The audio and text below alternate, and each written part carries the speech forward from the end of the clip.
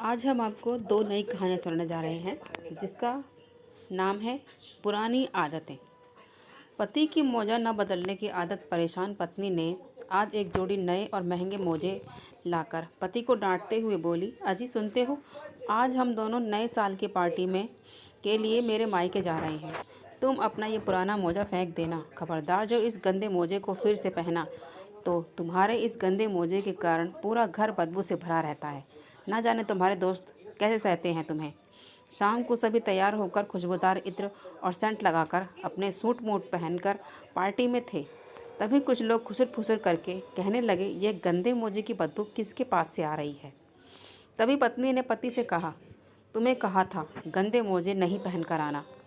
पति ने डरते हुए बोला, नहीं नहीं, गंदे मोजे नहीं पहना मैंने।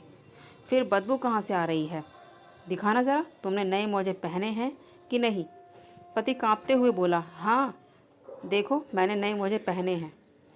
पत्नी को कुछ संदेह हुआ तो उसने सवाल बदलकर पूछा, पुराने मोजे कहाँ हैं। पति ने अपनी जेब से पुराने मोजे निकालकर बोला, ये हैं। मॉरल, आंतरिक परिवर्तन के बिना बाहरी परिवर्तन आडंबर है। दूसरी कहानी है अजीब नियम। पति को रंतौंधी की बीमारी थी जिसके कारण उसे शाम को 6 बजे के बाद दिखाई नहीं देता था।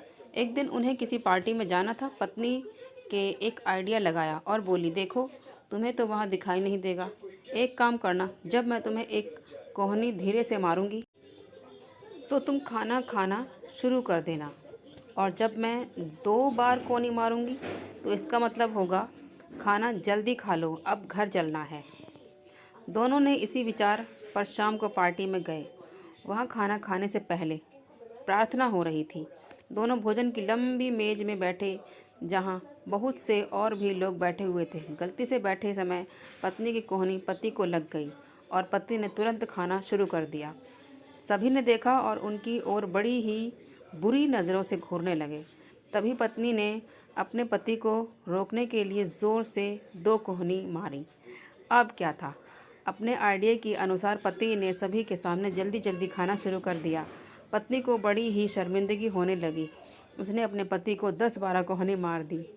इस पर पति ने ऊंचा आवाज़ में पूछा, क्या खाना खाने के लिए भगदड़ मच गई है। मोरल, नियम बनाएं तो उसे लागू भी करें।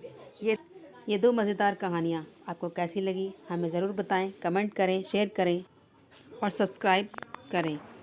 Thank you.